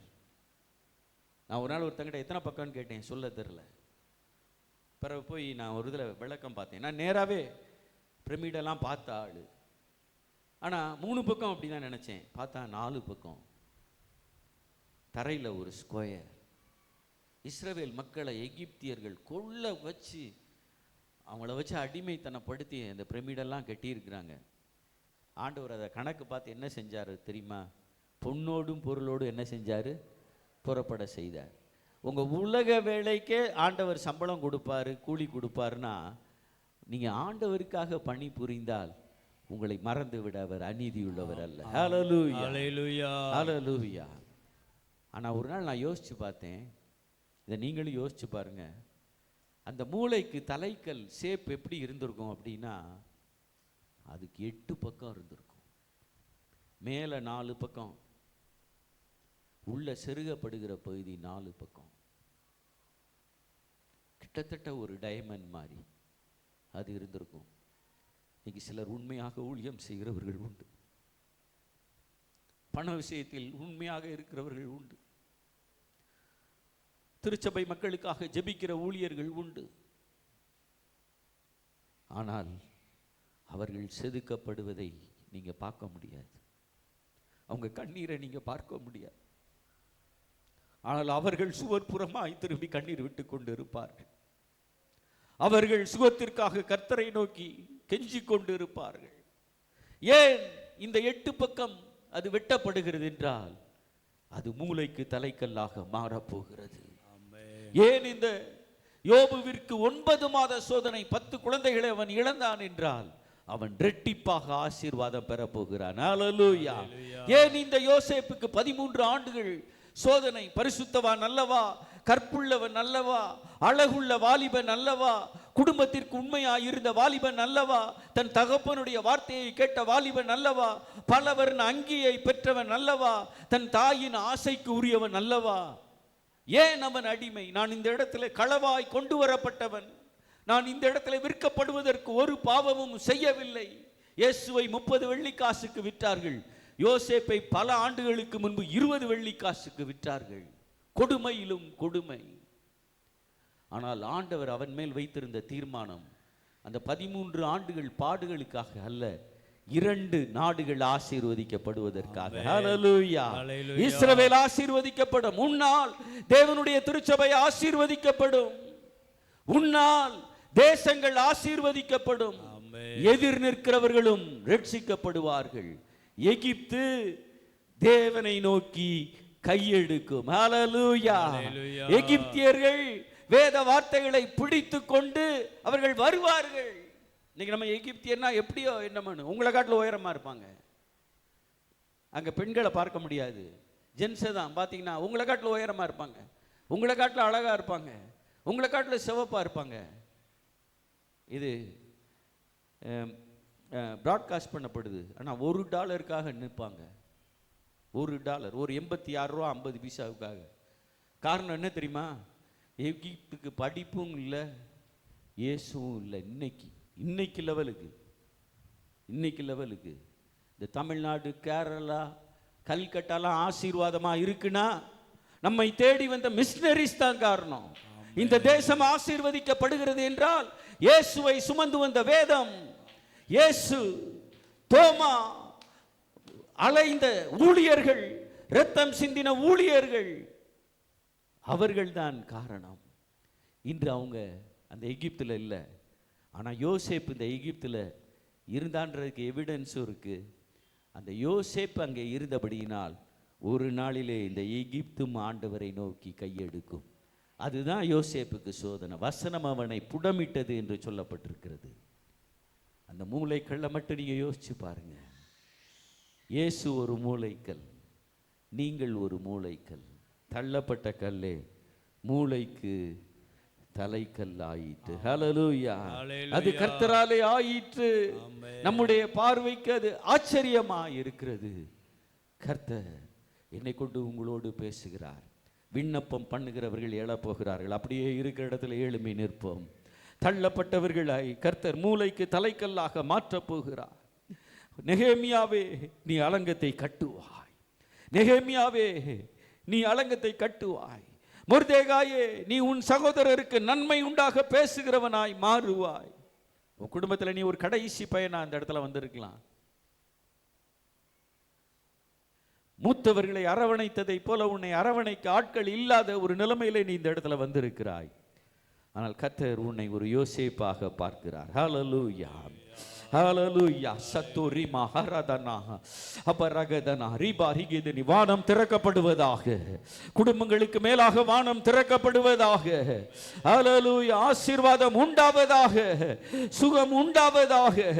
தேவனால் அழைக்கப்பட்ட எஸ்தர் ராஜாத்தியே, ஹalleluya கர்த்தர் உன்னை ஒரு நோக்கத்தோடு தான் வைத்தார். வஸ்தியுடைய பாவத்தினால் அல்ல, வஸ்தி ஒரு பாவி அல்ல, ஆனால் நீ ஆசீர்வதிக்கப்பட வேண்டியது தேவனுடைய சித்தம். அந்த வஸ்தியை கூட ஆண்டவர் கைவிடல. அந்த வஸ்தியுடைய கற்பத்தில் இருந்து ஒரு கோரேசை வெளிப்பட பண்ணினா, ஒரு சைரஸை வெளிப்பட பண்ணினா. ஹல்லேலூயா. ஒரு மேய்ப்பனுடைய மகனாக எண்ணப்பட்ட அந்த சைரஸ் தேவனுடைய மேய்ப்பனாக மாறினான். அந்த காலத்தில் உள்ள பொக்கிஷங்களை, ஆழத்தில் உள்ள பொக்கிஷங்களை தந்தார். இந்த திருச்சபைக்கு கர்த்தர் ஆழத்தில் இருந்து பொக்கிஷங்களை தருவாராக. ஆச்சரியமான காரியங்களை கர்த்தர் செய்வாராக. அற்புதங்களை செய்வாராக. ஸ்தனங்களுக்கு அடுத்த ஆசீர்வாதம், கற்பங்களுக்கு அடுத்த ஆசீர்வாதம் உண்டாவதாக. வடக்கை நோக்கி வைத்திராதே, தெற்கை நோக்கி கொடு என்று கட்டளையிடுவீராக. குறிப்பாக ஊழியருக்கு வானம் திறக்கப்படுவதாக. எல்லாரும் கரத்தை உயர்த்தி ஜெபிப்போம். எங்கள் ஊழியருக்கு இந்த வானம் திறக்கப்படுவதாகப்பா. அவர் வடக்க நோக்கி கூட பார்க்கல, அவர் தெற்க நோக்கி கூட பார்க்கலப்பா. ஹல்லேலூயா. அவர் உம்மை நோக்கி பார்த்தது நிமித்தம் பரத்திலிருந்து ஜெயம் வருவதாக, வானம் திறக்கப்படுவதாக. இது முதல் தேவதூதர்கள் ஏறுகிறதையும் இறங்குகிறதையும் இந்த திருச்சபை காணட்டும். ஜெப அறைகள் காணட்டும், வீடு காணட்டும் ஐயா. யார் ஒருவர் உடைந்த நிலைமையிலே நான் ஒரு தள்ளப்பட்ட கல்லாக இருக்கிறேன் என்று இருக்கிறார்களோ, ஒரு நெறிந்த நாணலை போல இருக்கிறார்களோ, மங்கி எறிகிற திரியை போல இருக்கிறார்களோ, யாரோ ஒருவருடைய வெளிச்சத்திலே குளிர் காய்ந்து கொண்டிருக்கிறார்களோ, அவர்களே வெளிச்சமாய் மாறுவார்களாக. எல்லாரும் ஆமென் என்று சொல்லுவோம். அவர்களே வெளிச்சமாக மாறுவார்களாக. அவர்களே ஜெயத்தின் மேல் ஜெயம் பெறுவார்களாக. ஹல்லேலூயா. ஆரோனும் ஊரை போல மாறுவாராக. தெபொராளே நீ எழும்பு வரைக்கும் கிராமங்கள் பாழாகும். ஆனால் நீ எழும்பினால் ஆசீர்வாதங்களை காண முடியும். ஹல்லேலூயா. தண்ணீரை கேட்டால் நீ பாலை கொடு என்று ஆண்டவர் சொல்லுகிறார். தண்ணீரை கேட்டால் பாலை கொடு. 1 கிலோமீட்டர் 1 மைல் தூரம் உன்னை வர யாரோ பலவந்தப்படுத்தினா 2 மைல் தூரம் நீ போய் பாரு, 100 மடங்கு ஆசீர்வாதத்தை காணுவார். கர்த்தருக்கு பிரியமானவன் பாபிலோனிலும் அவர் சித்தம் செய்ய முடியும். எகிப்திலே நீ புறப்பட்ட நாளிலே கண்ட அதே அற்புதங்களை காண்பீர்களாக, காண்பீர்களாக, காண்பீர்களாக, காண்பீர்களாக. இல்லாதவைகளை இருக்கிறவைகளை போல அழைக்கிற ஆண்டவர். ஹல்லேலூயா. இதெல்லாம் இல்லைன்னு நினைச்சுக்கிட்டு இருக்காங்களோ, அதெல்லாம் இருக்குப்பா. அது தூரத்திலே கண்டு அணைக்கிறவர்களாக மட்டுமல்ல, மார்போடு அணைக்கிறவர்களாக, இஸ்ராவை மார்போடு அணைக்கிறவர்களாக நீர் மாற்றுமையா, நீர் மாற்றுமையா. எந்த மட்டும் ஹல்லேலூயா நிந்தை இந்த குடும்பத்தை மூடுவதற்கு ஒரு முடிவு உண்டாவதாக. ஹல்லேலூயா. தேவாலயத்தின் திரைச்சீலையை கிழித்த ஆண்டவர் வானத்தை கிழித்து இறங்கி இந்த திருச்சபையை ஆசீர்வதிப்பீராக. ஹல்லேலூயா. தேவனுடைய நடத்துதல், தேவனுடைய கிருபை, தேவனுடைய ஆசீர்வாதங்கள், தேவன் அற்புதர் இன்றும் தொடுகிறவர் என்பதற்கு இந்த திருச்சபையும் ஊழியர் குடும்பமும் நானும் ஒரு அடையாளமாக மாறும்படி கர்த்தர் கிருபை செய்யும். ஹல்லேலூயா. ரோமர் 4:14 இல்லாதவைகளை இருக்கிறவைகள் போல அழைக்கிற ஆண்டவர் என்று அப்போஸ்தலனாகிய பவுல் எப்பவும் அடையாளத்தை தேடுகிற அந்த ரோமர்களுக்கு எழுதினானே, அங்கே அடையாளத்தை தேடலை. ஆனால் அந்த குடும்பத்திலே அடையாளத்தை இன்றே நீர் கட்டளையிட்டருளும், இந்த மாதமே நீர் கட்டளையிட்டருளும். சில நாட்கள் தான் இருக்கிறது, இந்த ஆண்டே நீர் கட்டளையிட்டருளும். எங்களுக்கு உதவி செய்யும் கண்மலையாகிய உம்மை நோக்கி பார்க்கிறோம். ஒத்தாசை வரும் பர்வதத்தை நோக்கி பார்க்கிறோம். இஸ்ரவேலின் தேவனுடைய செட்டைகளின் நிழலுக்குள் சிலரை நாங்கள் ஒப்பு கொடுக்கிறோம். அப்படியே கரத்தை உயர்த்தி நீங்க ஜெபிங்க. உங்களுக்கு தெரிந்த சுகவீனமானவர்களை நீங்கள் ஹல்லேலூயா நினைத்து கொள்ளுங்கள். இஸ்ரவேலின் தேவனுடைய செட்டைகளின் நிழலுக்குள் ஒப்பு கொடுக்கிறோம். எங்க இரத்தத்தால என்னையா லாபம், எங்க முடிவால உமக்கு என்னையா லாபம், நாங்க இன்னும் ஊழியம் செய்யணுமே, இன்னும் உமக்கா பறக்கணுமேப்பா. ஹalleluya ஹalleluya. வசனத்துக்கு நடுங்குகிறவனை நோக்கி பார்ப்பேன் என்று சொன்னவர் நோக்கி பார்ப்பீராக, தொடுவீராக, அற்புதத்தை செய்வீராக. இல்லாதவைகளை இருக்கிறவைகளைப் போல அழைக்கிற ஆண்டவர் இல்லாத ஹalleluya சுகத்தை இருக்கிற சுகமாய் அழைப்பீராக. இஸ்ரவேலின் பாளையத்துக்குள்ளே பலவீனப்பட்டவன் ஒருவனும் இல்லை. காண்டாமிருகத்திற்கொத்த பலனை தருவேன் என்று சொன்னவர் காண்டாமிருகத்திற்கொத்த பலனை கர்த்தர் தந்தருள்வீராக. போதுமானவராய் இருப்பீராக. இயேசுவின் மூலம் கேட்கிறோம் நல்ல பிதாவே.